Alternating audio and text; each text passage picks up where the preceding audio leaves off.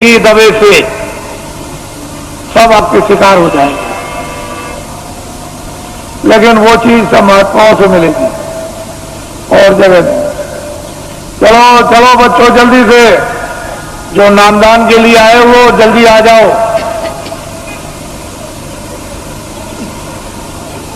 चलो चलो, देर मत करो।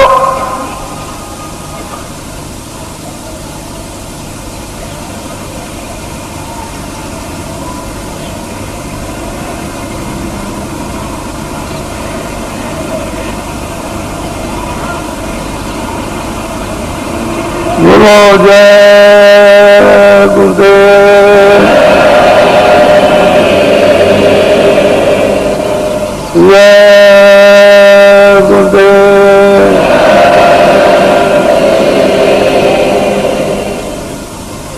जय गुरुदेव,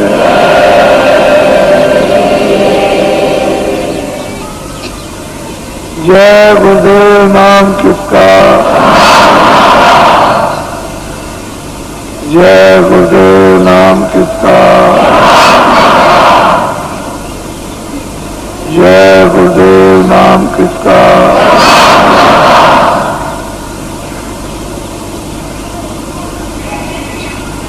ओम ज्योता के प्यार का संगठन की,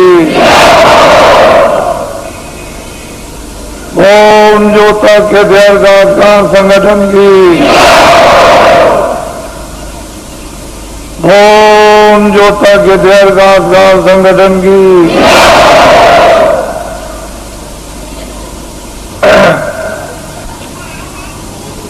ये जो आपको मिले हैं वो आपके लिए एक सौभाग्य और अति पावन घड़ी है। जीवन में इस तरह का समय मिला नहीं सकता। जो समय मिल गया उसका हम सब लोग लाभ ही प्राप्त करें। एक ऐसा छोटा मोटा एक सेवा का स्थान आप सबको प्राप्त हुआ जहां सब तरह की सेवाएं होती हैं। सामाजिक कोई व्यवस्था तोड़ना फोड़ना नहीं, ना पुरानी बिगाड़ना, नई बनाना। जो जो व्यवस्थाएं प्राचीन काल से ऋषि मुनि महात्माओं ने आपको निर्धारित करके उस पर स्थापित कर दिया, उसी के अनुकूल जो थोड़ी बहुत गंदगी और उसमें व्यवहारिक अज्ञानता आ गई, उसी का शुद्धिकरण करा लीजिए। बस अपनी अपनी जगह पर आ जाओगे।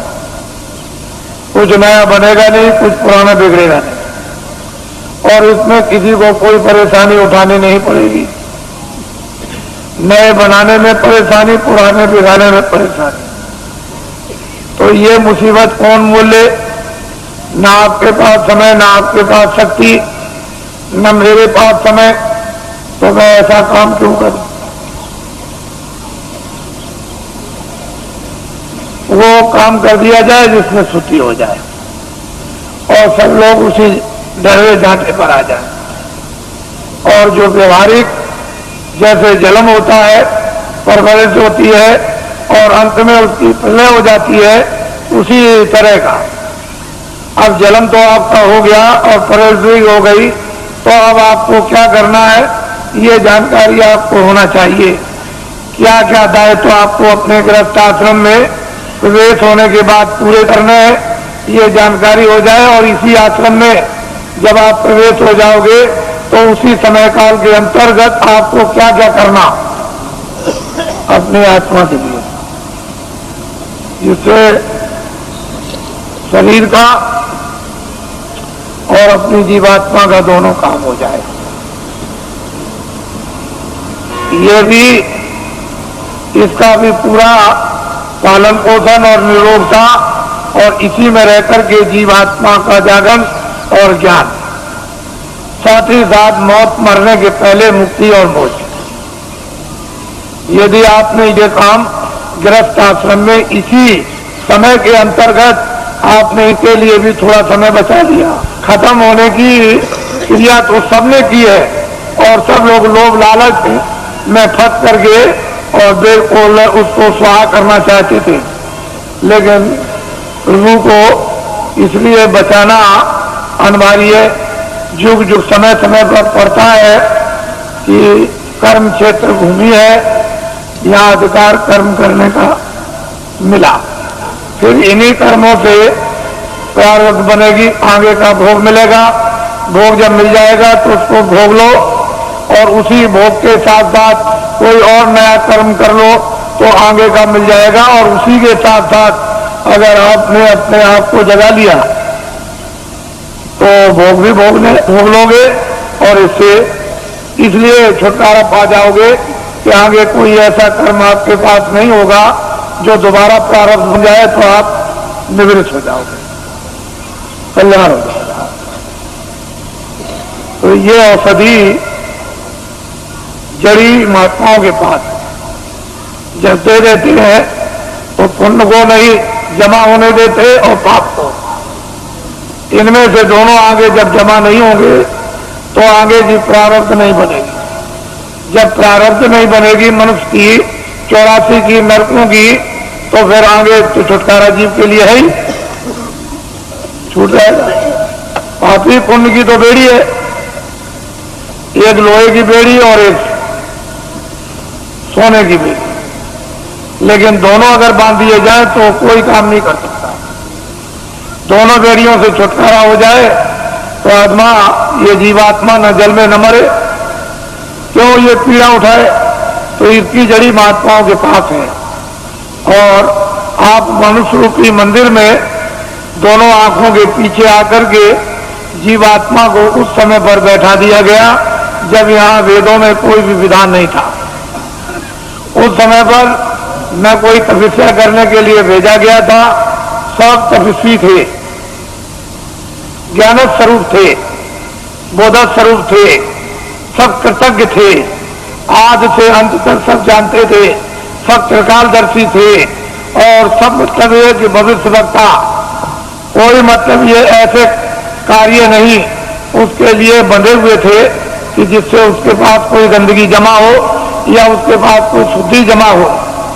लेकिन बाद में जब ये विधान बन गया और विधान का वेदों के द्वारा ढंढोरा पीट दिया गया और उससे अधिकार आपको दे करके ये भान करा दिया गया, ये अच्छा ये बुरा, ये पाप ये पुण्य है, और फिर जब आपने इसको किया तो फिर ये बंधन आपके लिए लगने लगा।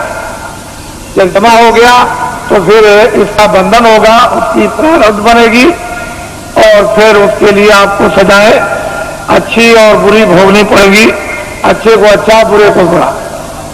पहले जीवात्मा दोनों आंखों के पीछे बैठी थी और उसका वो हृदय जगमग जगमग जगमग जगमग ज्योति से पूर्ण था।